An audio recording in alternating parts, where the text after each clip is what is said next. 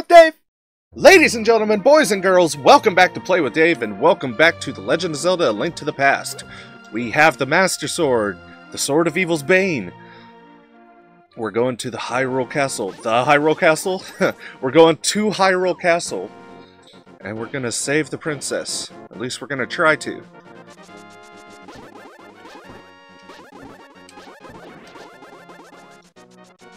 Get out of my way. Make way for Link. Okay, here we are again. Same old music, it's just not raining this time. But this time we're going a different direction. We're going to go up here, and then we're going to go out here. Now, we could have came here before, but if we did, then, you know, we would have been met with this resistance. And you can't do anything about this until you have the Master Sword, and you go, BAH! And then you get in. I remember, you know, when I got the Master Sword the first time, and I was like, okay, I gotta go back to the castle. I ended up just wandering around, because I didn't know that I had to go up there. I had no idea where to go, and then once I figured it out, I was like, whoa, it's a whole nother, it's the same place, but it's like a new place. Just blew my little mind.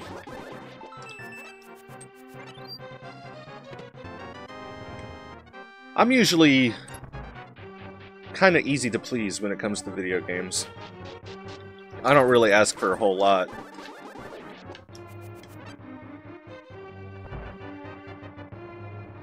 Especially in my younger days, when games were much simpler. Nowadays, you give me a big open world game, like a sandbox style, I can do whatever I want, like, you know, Skyrim or GTA 5. You know, I'm gonna have the time of my life. You just wander around and do whatever. That's my kind of game. Since they don't make, you know, decent RPGs anymore with turn-based combat, that's all I have left. The Fractured But Whole is going to be coming out in a couple weeks as of the recording of this episode. And I played the Stick of Truth when it first came out, and I loved it. I absolutely loved it. I was like, it's South Park, so it's funny, and it's turn-based, which is something that I miss. It's my favorite kind of video game. I mean, still to this day, I'll go back and I'll play Final Fantasy VI, you know. I'll play whatever. There's just something about it. I mean, I'm not saying it's the best, but it's my personal favorite by far. I'm getting my fucking ass kicked. There we go. So, I'm definitely planning on picking up the Fractured But Whole, and we're definitely going to be doing a Let's Play of that. I thought about maybe streaming it, because I started streaming on Twitch. You can find my Twitch channel in the description. I put it in there every video I make since I started doing it. And so yeah, you can come and hang out, watch me stream. I only stream on the weekends that I'm off, so it's every other weekend. So I don't do it that often, but, you know, it's just something to do on my days off, you know, when I'm not recording videos or editing. I usually do my editing throughout the week. When I get home from work, I'll do, you know, I'll edit a few videos, and then I'll just, you know, hang out and do whatever until I gotta go to bed and go to work the next day. And sometimes I'll sneak in a recording on Tuesdays. Tuesdays are the day in the week that I'm off. I'm off every Tuesday and every other weekend. That way, and the way they do their schedule, it's Sunday through Saturday.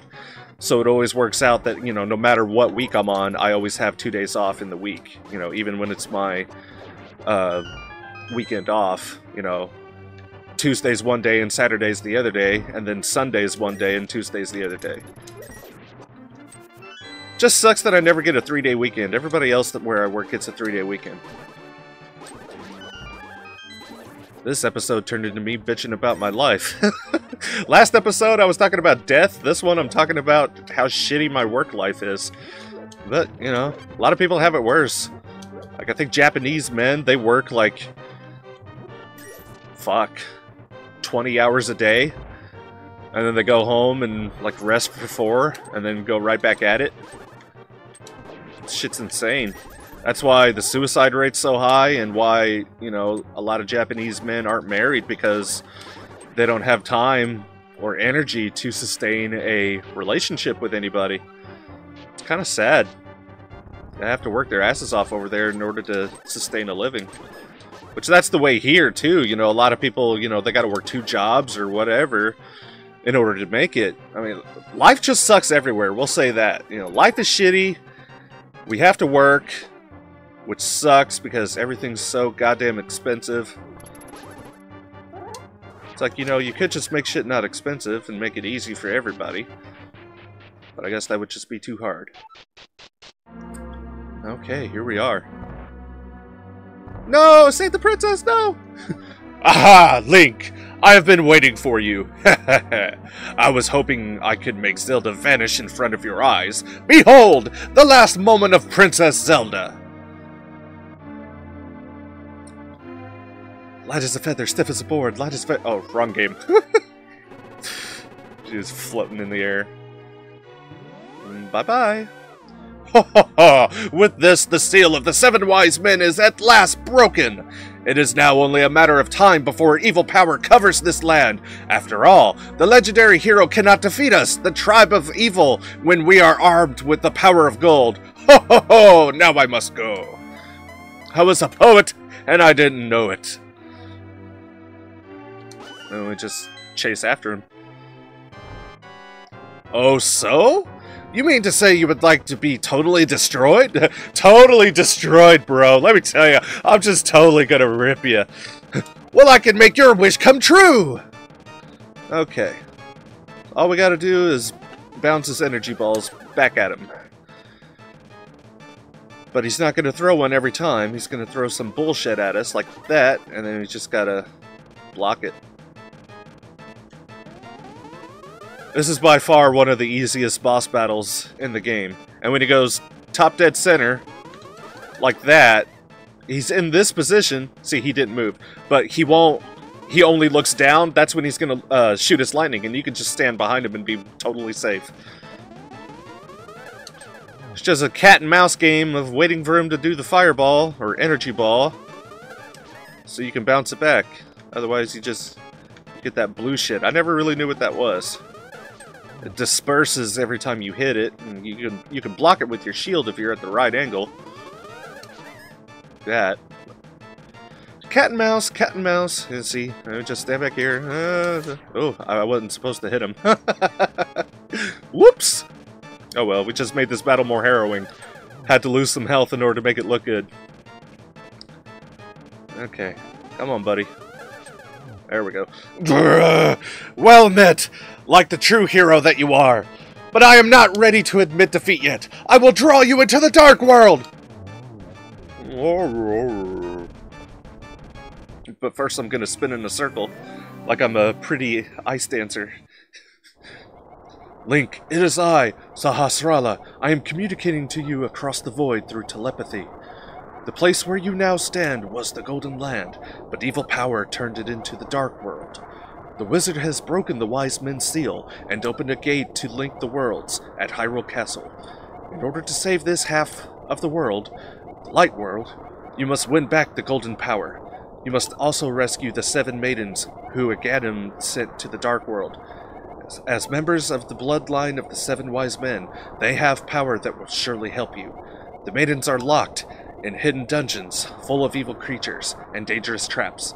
The Palace of Darkness should be your first goal in this world. Link, I can rely on only you. Please make this old man's wishes come true. I beg you! So here we are in the Dark World.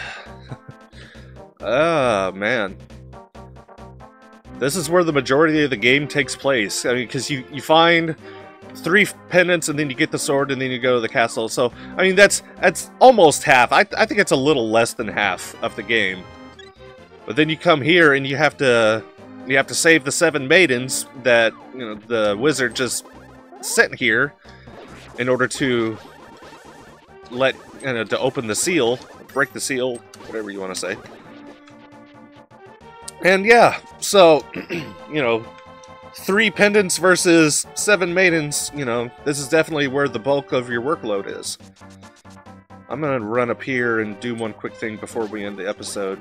That way we can stretch this out a little bit. It was a little too short to end the episode right when we got here. I want to give you guys plenty of Davey entertainment. If it is entertaining. I hope it's entertaining. I have fun, so it's entertaining to me. I just want you guys to have fun too. I mean, I'm not going to force you, but, you know, either you do or you don't. Hopefully you do. But if you don't, maybe you will later. Turn that frown upside down. Okay, I'm done. Okay. Break through that. Whoop. Bam. Alright. Take anything, it doesn't matter what it is. You can throw anything in here and you throw it in the circle. Big old fish. With eyes. Well, I mean, all fish have eyes, but I don't know. That's just weird. Was it you who disturbed my peaceful nap? I will give this to you if you go away. This is the Quake Medallion. Its magic causes the ground to shake and defeats nearby enemies. Watch your magic meter.